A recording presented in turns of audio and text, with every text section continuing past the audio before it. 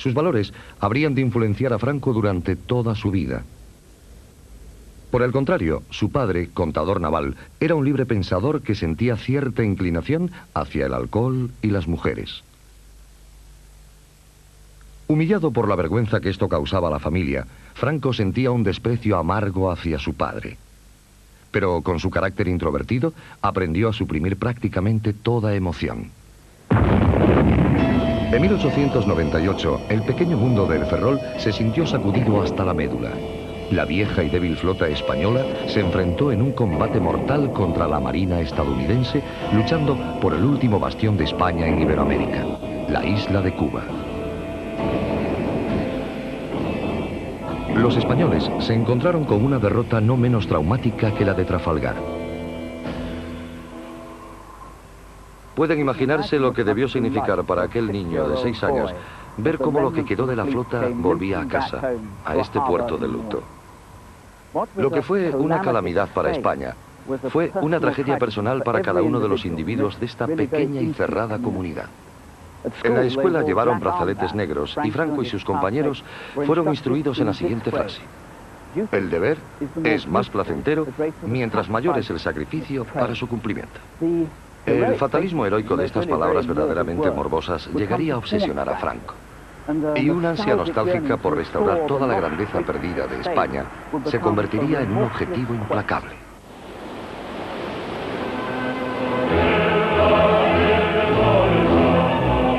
A los 14 años, Franco partió de su hogar hacia la ciudad de Toledo, donde le habían conseguido una plaza en la Academia Militar que estaba en el Alcázar. La academia se inspiraba en virtudes que el joven Franco estaba dispuesto a desarrollar: deber, honor, valor y patriotismo. Y para mayor satisfacción suya, tenía su propio himno heroico. El nuevo cadete era tan bajo y su voz tan aguda que se convirtió en objeto de burla de los más veteranos de la academia. Era tan bajo de estatura que se vio obligado a llevar al hombro un mosquetón recortado. Estas humillaciones las soportaba con resolución estoica. Franco era dirigente, pero nada en él revelaba ni siquiera sugería que se estuviera forjando un futuro líder. Por eso, no fue ninguna sorpresa que al completar sus estudios, Franco ocupara el mediocre puesto 251 de entre 312 cadetes. Esto sería en 1910. Franco, por sus rendimientos en la academia, hacía que sus perspectivas en un ejército sobrado de oficiales fueran poco prometedoras. Su única salida era marcharse, dejar España e irse a África, que era el último reducto de su amado imperio.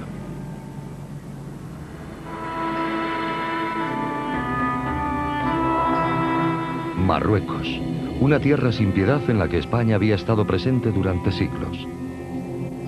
Pero este vestigio del viejo imperio habría de ser la causa del triunfo del joven Franco. Sin África, llegó a decir, no sabría ni por dónde empezar a explicarme a mí mismo. España estaba enzarzada en estas tierras en una campaña despiadada contra las tribus rebeldes del Rif marroquí, que luchaban para recuperar sus tierras de la potencia colonial. En esta lucha inexorable, Franco revelaría una cualidad no detectada hasta ahora. No solo era tenaz, sino que también era valiente. Su disciplina bajo el fuego era férrea. Esto, unido a las balas que sesgaron la vida de tantos de sus camaradas, le condujo a un rápido ascenso. El número de bajas era tal que a los heridos se les dejaba morir donde habían caído. Sobreviviendo todo esto, Franco empezó a parecer intocable, pero no lo era. El inevitable telegrama a casa informó que había sido gravemente herido en el estómago. Años después, le contó a su hija Carmencita cómo había escapado de la muerte. Él contaba que estaba tendido en la camilla y veía que iban recogiendo a los demás heridos y los iban depositando en unas camionetas y se los llevaban. Y que a él no lo llevaban. Entonces eso le chocó y llamó al médico, que pasaba por allí. Y le dice el médico, no, a ti, Franquito, te dejamos, no podemos llevarte porque tienes una herida de vientre y nada. es inútil. Y entonces mi padre tenía un asistente marroquí y le dice, dame tu mosquetón. Y le dio su arma, entonces la cargó y apuntó al médico y le dijo, en el próximo camión yo salgo, si no tú también tendrás un tiro. Entonces el otro, no te pongas así, y que entonces lo evacuó. Su encuentro cercano con la muerte dio lugar a una leyenda. Franco estaba bajo la protección divina. Él mismo empezó a creerse esto. Mientras tanto, las tropas endurecidas bajo su mando le contemplaban con admiración. En los avances siempre iba en cabeza. Yo le he visto andar erguido mientras que los demás apenas se atrevían a levantar las cabezas del suelo de la cantidad de balas que se cruzaban. Miraba a alguien de frente y con la expresión seria en su rostro decía, ejecutadle. Y se iba como si nada hubiese pasado.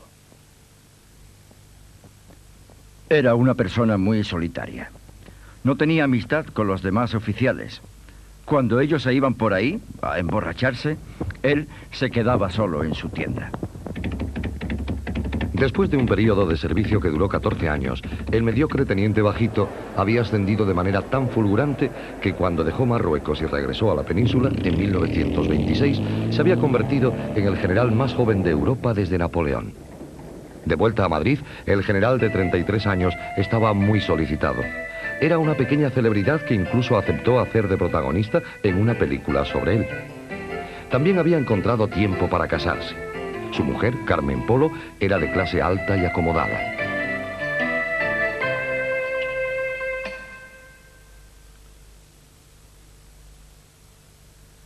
Franco empezó a conocer un mundo muy distinto al del Ferrol y al de África. Pero la vida de sociedad nunca le divirtió.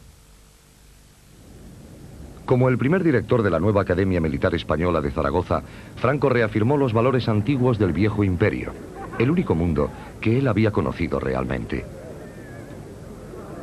Anclado en ese pasado, inculcó en los cadetes su propia visión austera, sacrificio por el país y amor a la responsabilidad.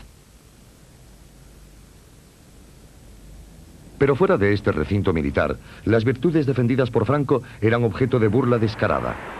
A lo largo y ancho de España, el viejo orden se desmoronaba rápidamente. Tan rápidamente que en 1931 la monarquía se derrumbó y en su lugar se estableció una república. Un gobierno elegido por el pueblo estaba en el poder. Hubo grandes muestras de alegría, aunque no, como recuerda su sobrina, en el hogar de los Franco. La venida de la República para Franco fue un desastre, porque estaba todo en contra de su manera de ser y de su manera de pensar y del concepto de España. Él no creía en los partidos, él no creía en la democracia, él no creía en el voto. Tenía en cuenta lo que iba a suponer la República para el desarrollo de su carrera. Y entonces esto a él le daba miedo. Entonces en las conversaciones que yo asistía en casa, él decía que a dónde íbamos a llegar por ese camino. Ciertamente, el nuevo Estado era frágil, moviéndose peligrosamente entre la izquierda y la derecha en una nación profundamente polarizada. En 1934 subió la tensión cuando los mineros asturianos se alzaron en contra del gobierno. Estando una coalición conservadora en el poder, Franco fue llamado para aplastar la revuelta. Una tarea que cumplió con ferocidad calculada.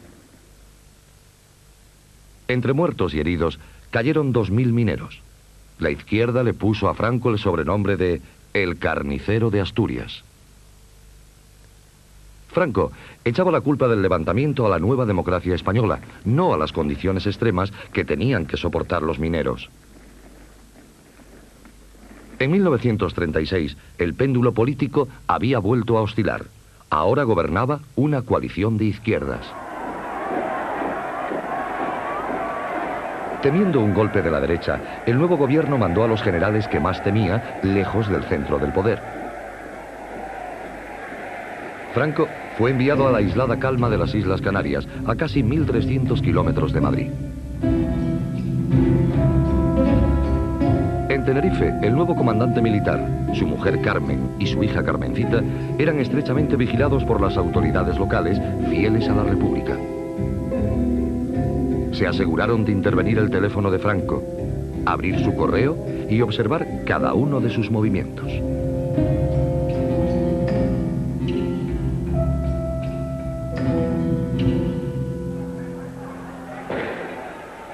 En la península, el creciente descontento social se tornó en violencia política.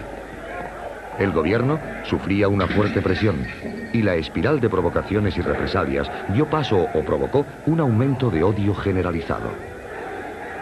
En junio de 1936, los generales disidentes decidieron que por fin había llegado el momento de dar su golpe y derrocar al gobierno. El mito sostiene que desde su exilio en Canarias, Franco era la mano que guiaba el levantamiento militar que pronto sumiría a España en una guerra civil. Pero lo cierto es que era demasiado calculador como para iniciar una empresa tan arriesgada y se mantuvo cuidadosamente al margen de aquellos de sus colegas que efectivamente sí estaban planeando derrocar a la República.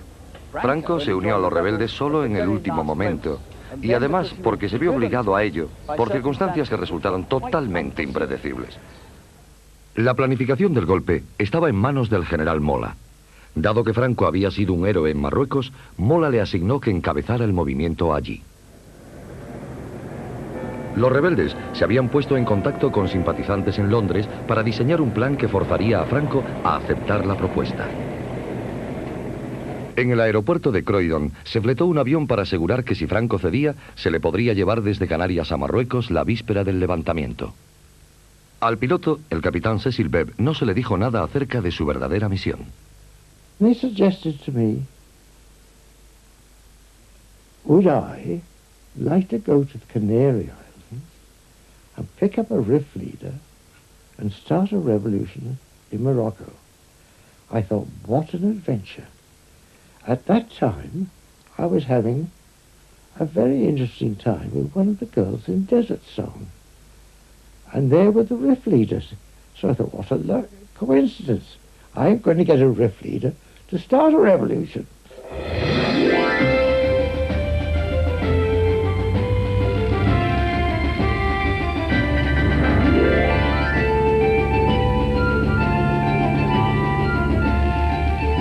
El 11 de julio, el Dragón Rapid salió hacia las Islas Canarias.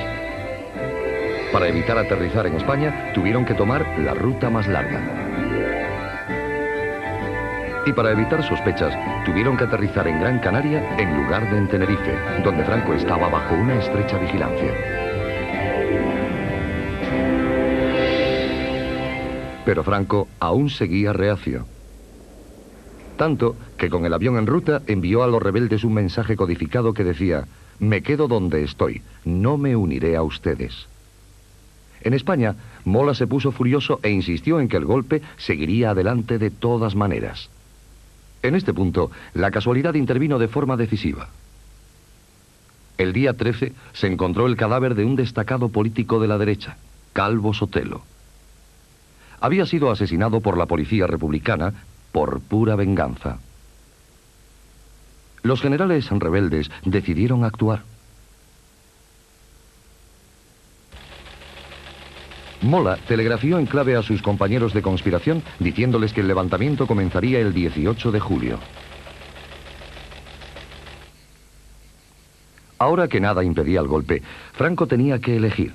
Sopesando las ventajas y dándose cuenta de que nadie estaba a salvo, por fin se declaró de parte de los rebeldes. Su problema, con tan solo 48 horas para cumplir el plazo, era llegar al Dragón Rapid, que según le acababan de comunicar, estaba esperándole en Gran Canaria. Franco tenía prohibido salir de Tenerife sin permiso de Madrid. Necesitaba urgentemente un pretexto, el cual, por una casualidad del destino, le fue ofrecido de repente. El día de mi santo nos fuimos a Las Palmas porque mi padre tenía que presidir el entierro de un general que se había matado manipulando una pequeña arma. Así, la muerte de un general era la excusa perfecta para cruzar a Gran Canaria. Por la mañana temprano, después del funeral, Franco se encontraba en la habitación de su hotel cuando recibió un telegrama. Su mensaje: el levantamiento en Marruecos había sido adelantado un día. Tras disponer que su mujer e hija salieran en barco para Francia, Franco salió del hotel para dirigirse al avión que le aguardaba. Pero la noticia del levantamiento había corrido rápidamente. Franco era un hombre buscado. Se colocaron controles para detenerle. Logró escapar y subió a bordo de este remolcador, llegando a su destino por mar. About 3 o'clock in the afternoon, lo and behold, I heard the expression, "Here he comes." And a tug came round the point and chugged its way up to the beach. And the soldiers waded out and carried the personnel off the tug. And I thought, I can't see a rift leader here with these flowing gowns. Where the hell is he?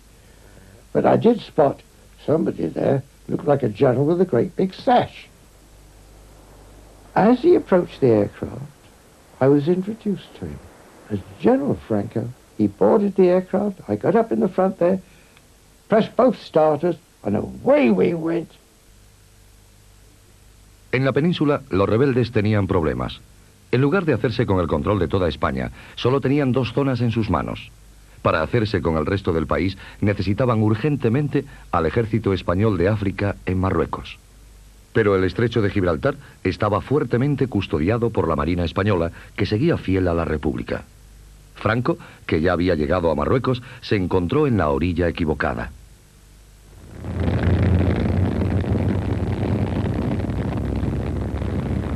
Pero muy pronto, el ejército de África estuvo camino de la península. A su llegada a Marruecos, Franco telegrafió pidiendo ayuda a los 2 únicos extranjeros que posiblemente le responderían: Hitler y Mussolini.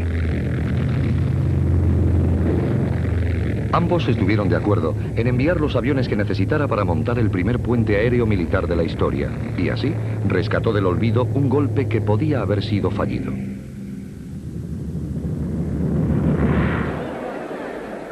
Cuando Franco, el rebelde reacio, llegó a Sevilla, fue recibido como el salvador del levantamiento, el general de más renombre de la que llegó a ser conocida como la zona nacionalista.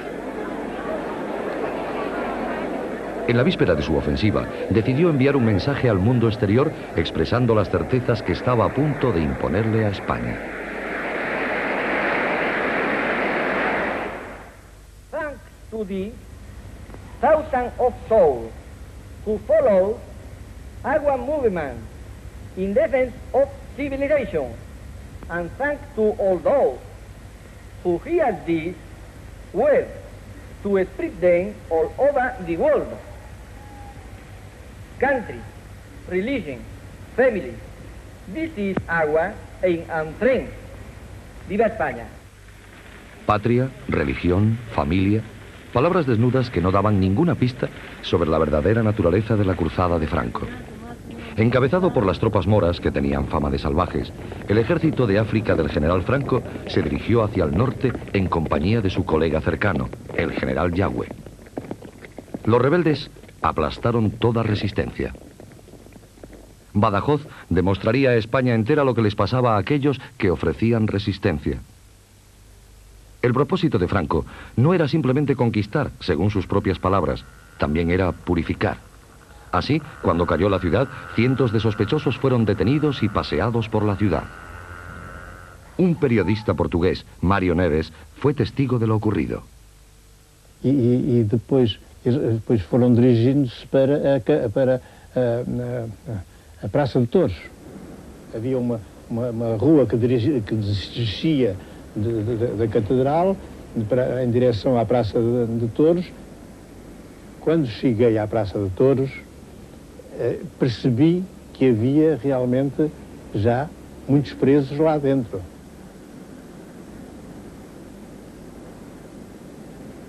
Iam buscá-los a dentro desse, onde estavam guardados, onde estariam antigamente os touros e os toureiros, iam buscá-los, traziam-nos para o meio da praça e aí os fuzilavam. E matavam em pequenos grupos.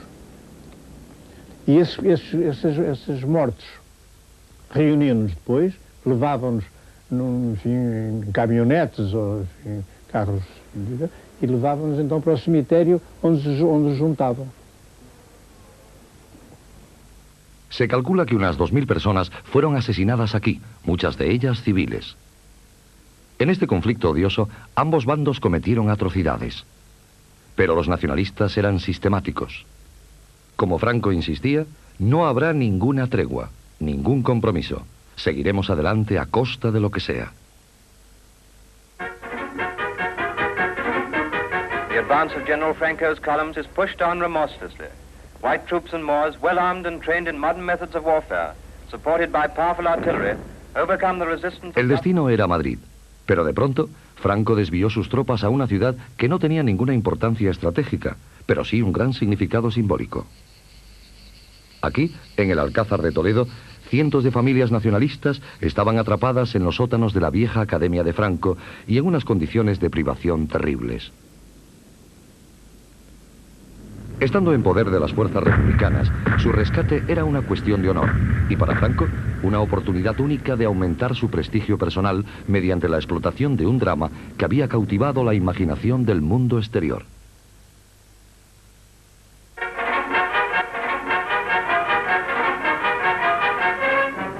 Toledo. Through the ruins of the Alcazar stormed the relieving troops and the garrison is saved. Men who had given up hope of life, who had received the last rites of the church, who were determined to die fighting rather than be taken alive, meet their deliverance. Este fue el momento de la verdad que se vio en todo el mundo. Franco al rescate. Aunque Franco ni siquiera estaba allí. Cuando en realidad llegó, estas escenas fueron cuidadosamente recreadas para retratarle como el destino de España. Y ciertamente, ya lo era.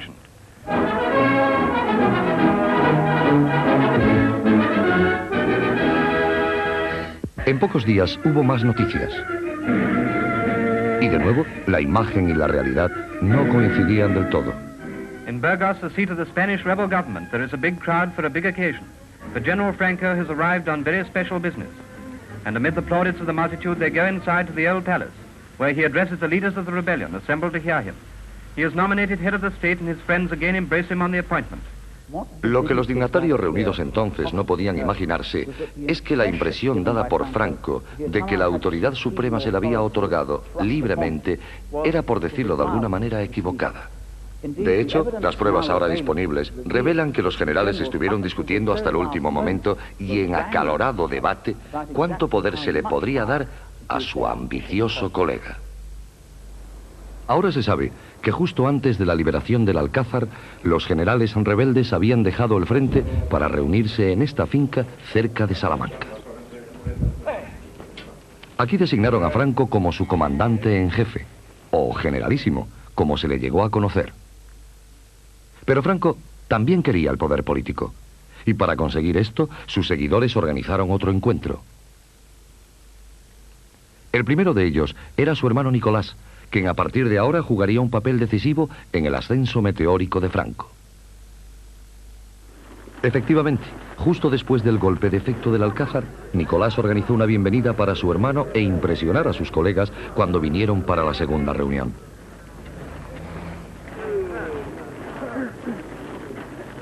De nuevo en la finca, utilizaron el comedor familiar como sala de reuniones. Después de una discusión bastante acalorada, decidieron darle el poder político. Pero con la salvedad crucial de que esto solo sería mientras durase la guerra, y que cuando alcanzaran la victoria, presumiblemente dentro de pocos meses, este poder dejaría de tener efecto. Ni siquiera esta limitación era suficiente para algunos de los más veteranos. El general Cabanellas, que conocía a Franco demasiado bien, contó luego cómo había advertido a sus colegas de la creciente ambición del generalísimo. No saben lo que acaban de hacer, porque no le conocen como yo. Si como desean, le entregan España, se va a creer que ya es suya, y no dejará que nadie le sustituya ni durante la guerra ni después. Seguirá hasta su muerte. El decreto fue llevado al cuartel general de los rebeldes en Burgos para su impresión. Pero en el documento que se publicó, la salvedad crucial había sido omitida ante el asombro de aquellos que se creían enterados, como Ramón Garriga. En la reunión de Salamanca, celebrada por los generales, en el documento que establecieron, pusieron la frase que Franco sería jefe, pero que al final de la guerra él dejaría de ser jefe. Y esta frase no apareció en el documento. Ahora, el misterio que existe todavía es quién sacó la frase del documento. Ahí está, Nicolás Franco. El caso contra Nicolás ha sido desde entonces reafirmado por su propio hijo, el cual nos dijo que efectivamente su padre había alterado el borrador final. El golpe había sido hábilmente llevado a cabo. No había rival lo suficientemente fuerte para rebatir un hecho consumado sin que esto involucrara a todos los generales, los cuales fueron llamados urgentemente para volver al frente. Se desmiente así el mito de que Franco asumiera el poder solo para satisfacer a sus colegas.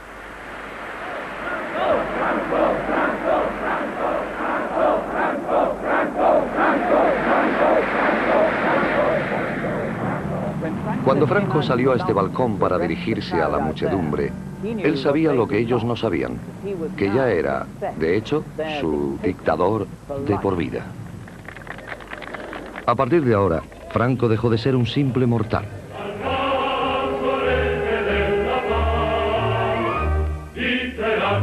Se dio a sí mismo un grandilocuente título medieval, caudillo, nombrado por Dios para salvar a su país.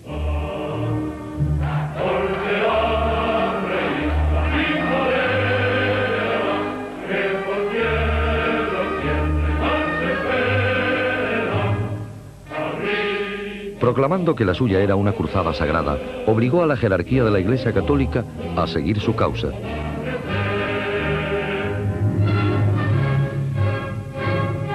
Moldeó a las distintas facciones que había entre sus seguidores en un solo movimiento.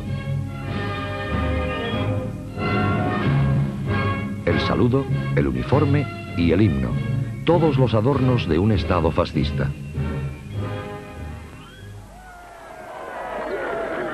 El caudillo se rodeó con toda la panoplia del poder, incluyendo una guardia ceremonial de tropas moras. Pero no era aún el dirigente de España. Constitucionalmente, era un traidor a una república que seguía ofreciendo una resistencia fiera. Detrás de la fachada, la posición de Franco no era ni mucho menos tan segura como parecía. Para ganar la guerra, necesitaba más armas, más hombres, y así de nuevo se dirigió a Hitler y a Mussolini, instándoles a que su cruzada también era la de ellos.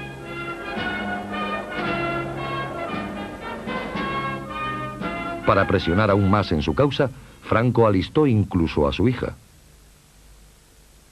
Cuando un día me dijeron que tenía que enfrentarme con unas cámaras porque iban a sacar unos planos y que tenía que decir unas palabras. Oye, nena, ¿qué? ¿Quieres decirle algo a los niños alemanes? Bueno, no, pero ¿qué les digo? Lo que quieras. Pido a Dios que todos los niños del mundo no conozcan los sufrimientos y las tristezas que tienen los niños que aún están en poder de los enemigos de mi patria, a los que yo envío un beso fraternal. ¡Viva España!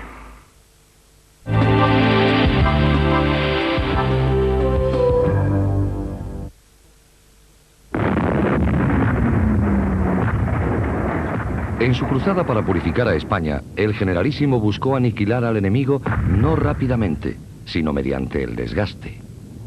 Al principio, su estrategia desconcertó a los alemanes e italianos, de cuyo apoyo dependía fuertemente, pero estos pronto detectaron un propósito oculto. The German generals were frustrated because from their point of view, Franco advanced too slowly and with too much precaution and without running any risks. And they suspected that he did it in order to consolidate his own position politically. They thought that it would have been easily possible to win the war at least a year earlier if he would have done it according to normal strategic rules. Al prolongar la guerra para asegurar la sumisión absoluta de toda España, Franco le hizo a su país un flaco favor. Tras 33 meses de conflicto, el país estaba devastado. Las muertes alcanzaron cifras de cientos de miles. Muchos más se quedaron sin hogar y sin alimento. Miles huyeron al exilio. La nación quedó dividida y hecha pedazos.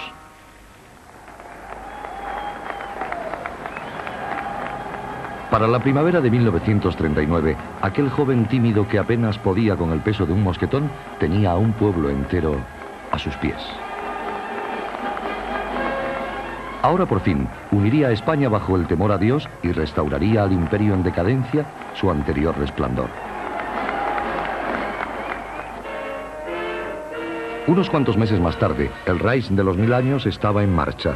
Franco estaba hipnotizado ante la magnitud de la ambición de Hitler. Años después, cuando deseaba ser considerado como uno de los grandes estadistas de Europa, la verdad acerca de su ambición en esta guerra tuvo que ser alterada para ocultar la vergüenza de la realidad.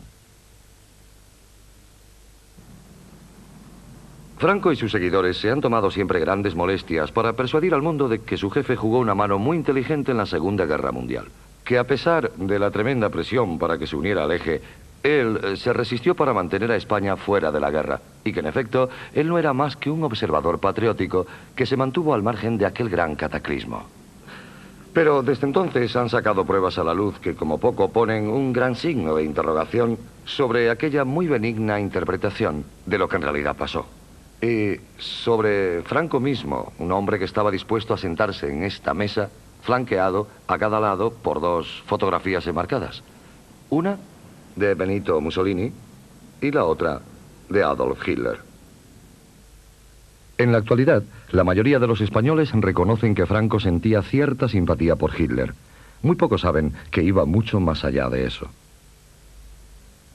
Estimado Führer, en el momento en que los ejércitos alemanes bajo su liderazgo están llevando a la mayor batalla de la historia a una victoria cercana, quisiera expresarle mi admiración y entusiasmo, así como la de mi pueblo. No es necesario decirle qué gran satisfacción siento en poder ofrecerle todos aquellos servicios que estime usted valiosos, expresándole mi profunda amistad y respeto, General Franco.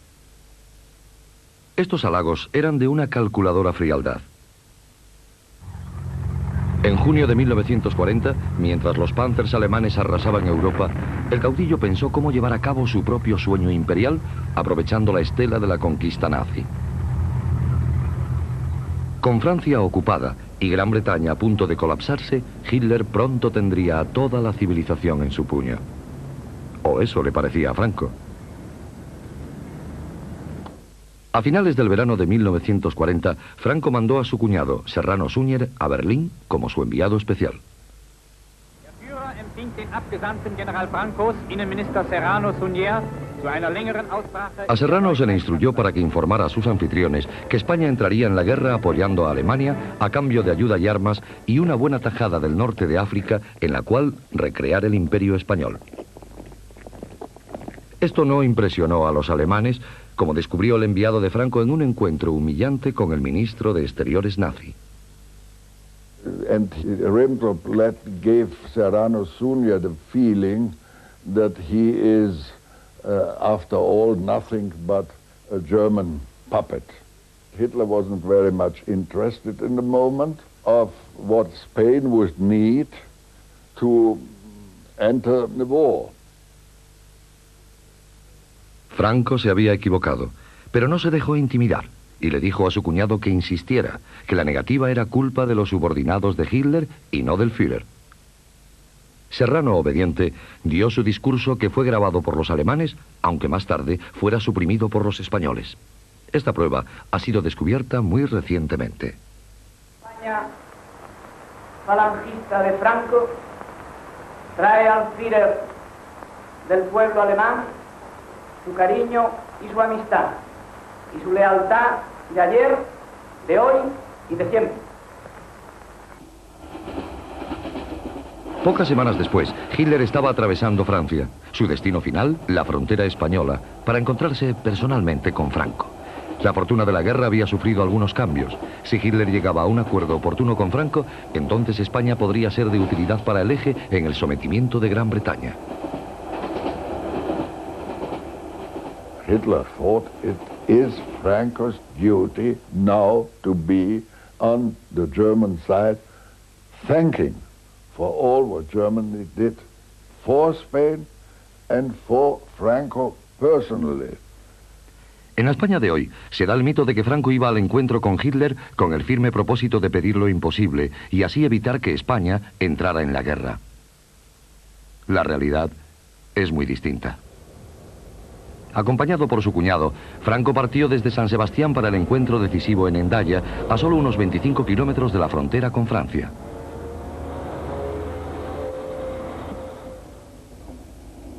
Después de su largo viaje por Europa, el tren de Hitler llegó a Hendaya mucho antes de la hora convenida para el encuentro, las 3 de la tarde. El tren de Franco llegó tarde, pero esto no fue, como dirían sus seguidores, un plan para inquietar a Hitler. Todo lo contrario. Y salimos con mucho tiempo para llegar antes de la hora convenida y estar esperando un poquito. Y Franco tenía... Es comprensible el prurito de decir, en punto. El servicio ferroviario español era malísimo, estaba destrozado después de la guerra interna. Y llegamos a Hendaya con 5 minutos de retraso. Franco iba nervioso y los 5 minutos de retraso le produjeron un gran disgusto.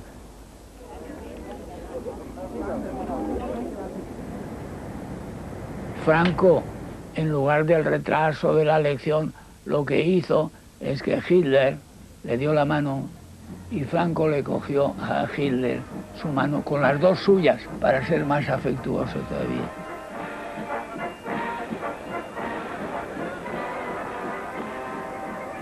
Hitler knew already a lot about Franco, about his ways and his tactics, and he was a cunning person, a peasant-like, slyness, and he will, in the conversation of Hendaya, succeed to bring Franco as an ally at the side of the German army.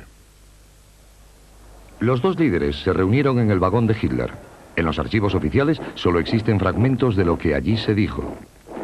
Pero el único superviviente del encuentro insiste en que Franco estaba dispuesto a someter a España al horror de la Segunda Guerra Mundial, si a cambio de ello aseguraba su querido imperio. Hitler,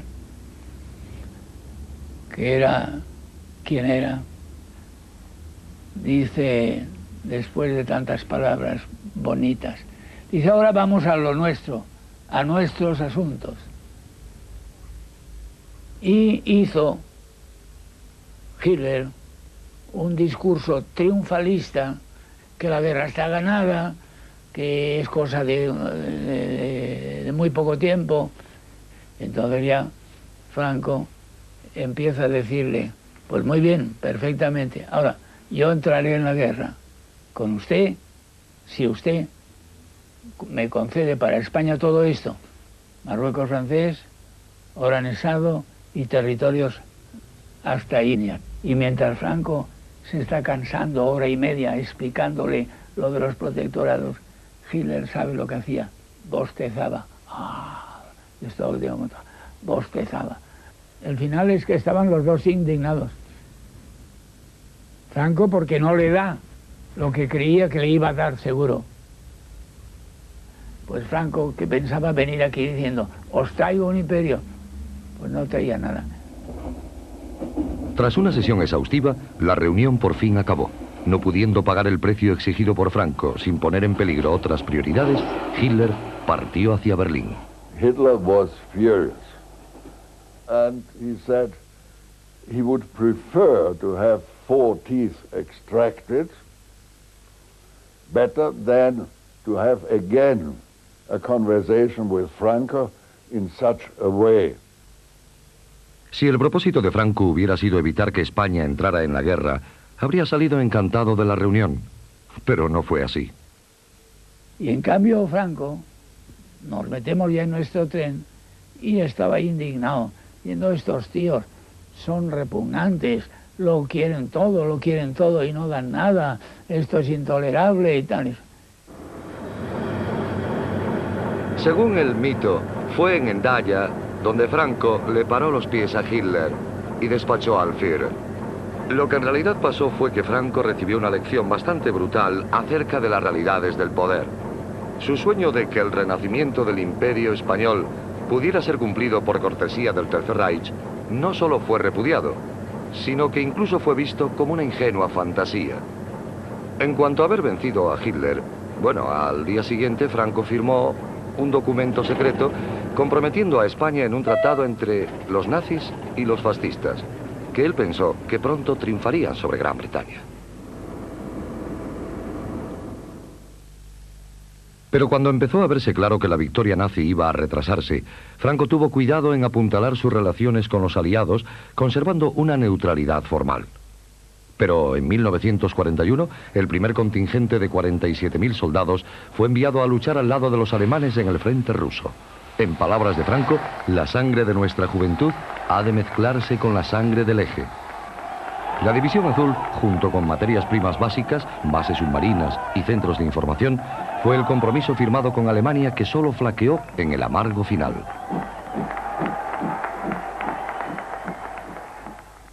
En 1945, con la salida de los otros dos dictadores, Franco se encontró aislado. A los ojos del mundo, un fascista de sobra.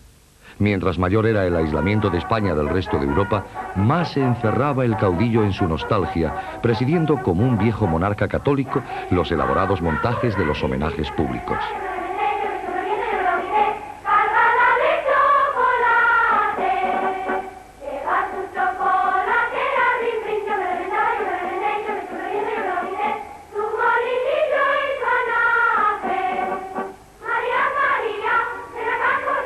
El mundo exterior, sentenció, no es importante. Nosotros hemos de mirar hacia adentro. Quizás lo que más le impresionaba de los reyes católicos fue la unidad, o sea, la unidad de España, porque son los reyes que unifican los diferentes reinos que entonces existían. Fue la época de más grandeza de España. Pero detrás de la máscara de unidad, la autoridad absoluta de Franco tenía otra cara. Hoy solo quedan restos de un episodio que fue borrado entonces de la memoria oficial. En esta llanura baldía llamada Castuera, hubo una vez un campo de concentración, uno de los muchos a donde fueron enviados cerca de 500.000 de españoles al finalizar la guerra civil.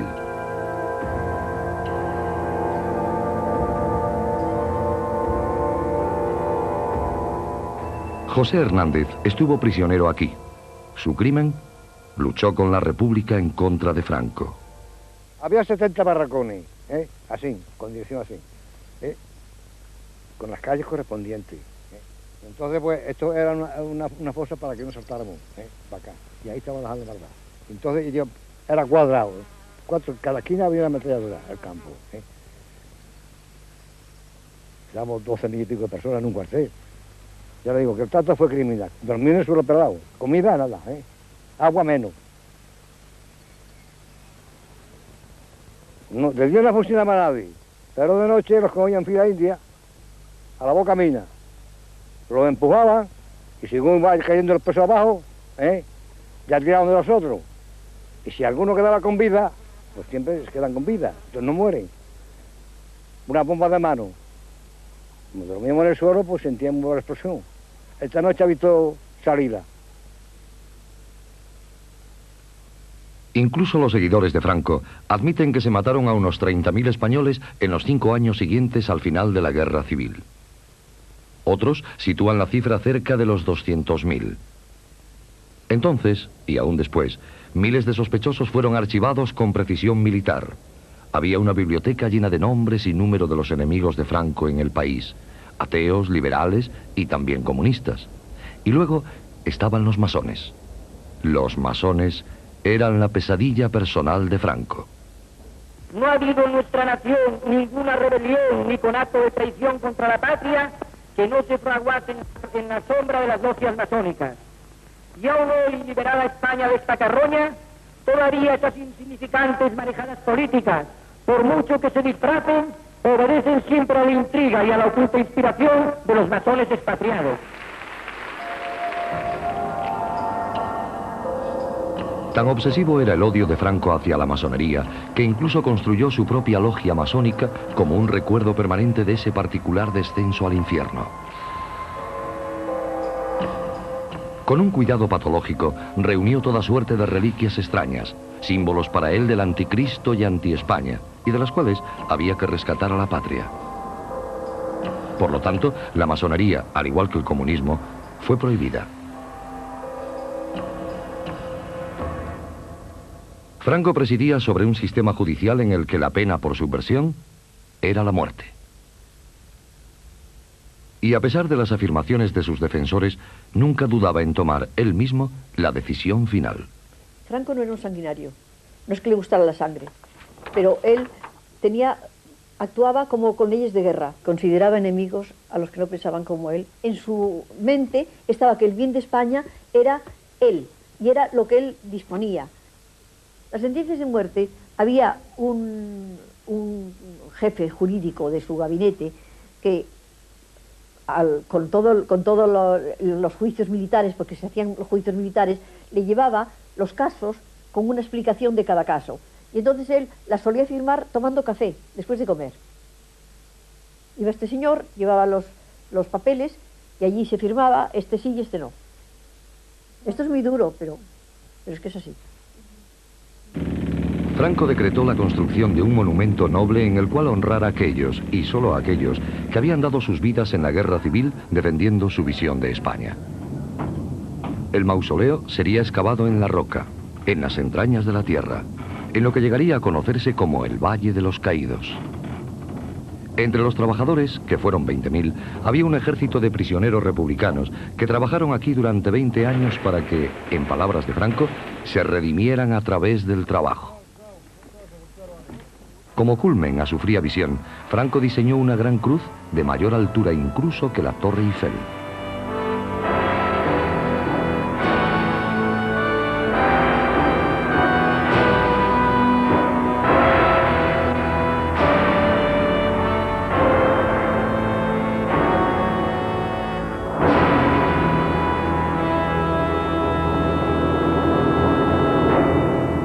Pero ni siquiera su visión ascendente podía sobrevivir a una economía que se desmoronaba por la base.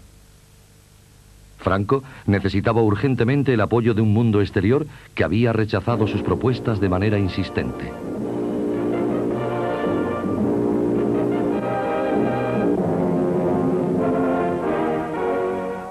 Madrid entera está engalanada para recibir la visita del presidente de los Estados Unidos. En 1959, el líder del mundo libre puso pie en un país que había sido condenado al ostracismo por las democracias. Era la época de la Guerra Fría. España ofrecía un punto de apoyo estratégico en contra de la Unión Soviética. Y el enemigo de mi enemigo es mi amigo, aunque su nombre sea Franco. Generalissimo, ladies and gentlemen, let me assure you of my satisfaction that at long last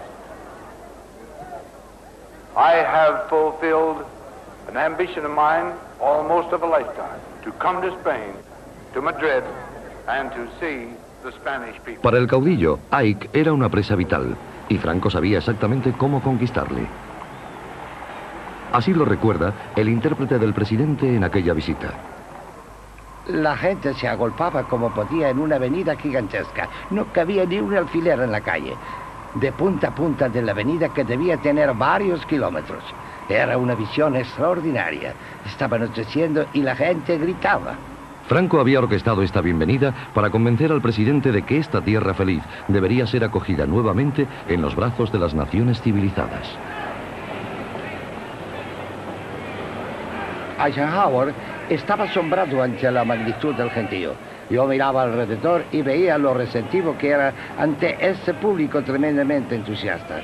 Los vítores y aplausos eran algo impresionante. Eisenhower me preguntó, ¿qué están diciendo? Y yo le contesté, Ike es la pronunciación española de su apodo. En el edificio más alto de Madrid habían apagado las luces de todas las ventanas, excepto las que formaban el nombre de Ike. La Operación Ike era la culminación de un largo proceso de duras negociaciones entre ambos países. Cada uno quería lo que tenía el otro. Bases estadounidenses en tierra española a cambio de dinero americano. El general Franco dijo, ha podido ver la bienvenida y lo que el pueblo de España siente por usted. También dijo, tenemos un sentimiento de intereses comunes, un sentimiento de problemas comunes, de adversarios comunes, la Unión Soviética. Si Ike estaba contento, también lo estaba Franco. Apoyada por Estados Unidos, España se uniría al Club de las Naciones Occidentales.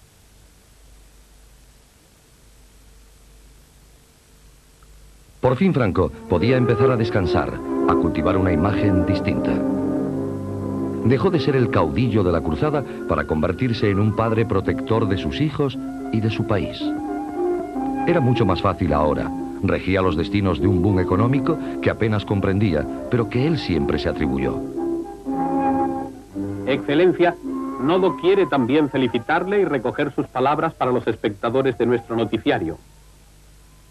Yo saludo y felicito al Nodo en este 20 aniversario de su fundación. Y de esta paz y tranquilidad de España envío mis votos de paz y de felicidad para todo el mundo del año 1963. Gracias, Excelencia. Pero detrás de esta fachada tranquilizadora, la política de represión que Franco entendía muy bien estaba aún en activo. En el resto de Europa, los 60 dieron lugar a una nueva era de liberación social y protesta política. Pero no en España, donde un Estado policial seguía amordazando la expresión de la libre opinión. Pues había el viejo principio de que la guerra, la información, él tomaba siempre la cosa de una beligerancia frente a un enemigo que era el comunismo. Pues la información es básica para ganar una victoria.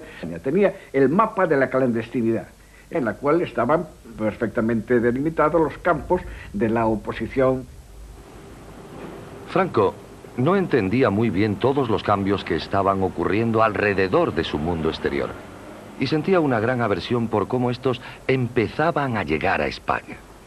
Siendo un hombre bastante mayor, se retraía cada vez más y más en las certezas nostálgicas del dominio privado que él se había creado aquí en el Pardo. Así, para el resto de España, cada vez se asemejaba más y más a su propio fantasma, acechando perpetuamente por encima de su destino, incapaz de ceder y negándose a marcharse.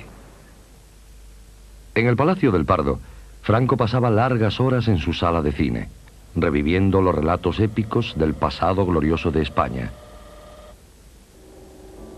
viendo sus filmaciones particulares,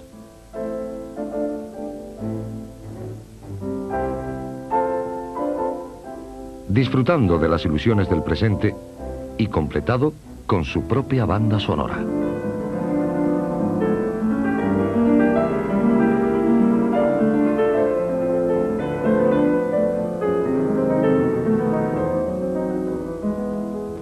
La manera como ascendió al poder, la verdadera naturaleza de su dominio totalitario, podían ser olvidados. Solo quedaba el anciano amable que reflexiona sobre una misión cumplida en nombre de su hacedor. Franco se creía un enviado de Dios y yo creo que nunca dudó de que él era un hombre enviado por Dios para salvar a España. Por eso creo que moriría en paz, seguro, porque él estaba muy seguro de esa misión. Y eso sí me lo dijo el mismo Franco a mí, que él se creía un enviado de Dios para ser padre de los españoles, y él me decía esta frase: padre, miren, me extraña mucho que algunos españoles estén contra mí, porque yo me considero padre de todos los españoles.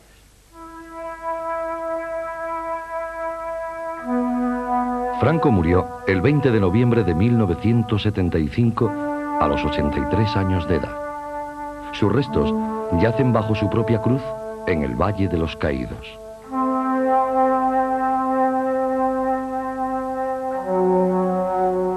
El sello de este hombre está grabado de forma indeleble en la historia de España.